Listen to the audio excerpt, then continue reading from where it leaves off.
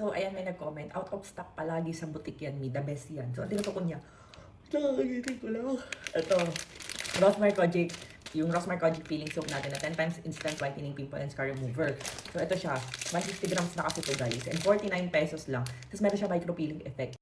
At pwede siya sa mga 7 years old pataas buntis at lactating. At for face and body na. So, ito nga yung ginamit kong sabon. Sa totoo lang, hindi ko ito masyadong pinopromote kasi nga, laging ubusan ang stocks. Wala rin akong ibibigay. Pero, ayan, ang dami nagko-comment na maganda talaga itong sabon na to.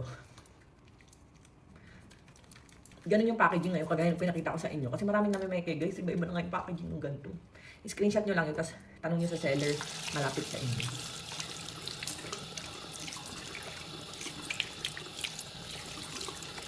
So, ayan. So, ayun guys, ganito kalaki yan, 150 grams. Sobrang mura lang yan. Tapos for face and body na siya. Kaya, ayan, i-screenshot nyo na lang, sabihin nyo sa seller. Yung Rosemary Kojic peeling soap nga po. Ito kasi may micro peeling, kaya hindi mo na kailangan mag-red yung bakbakan malala. Ang hirap na lumabas sa kalsada, di ba? Parang naaag na. So, ito guys, ganyan siya.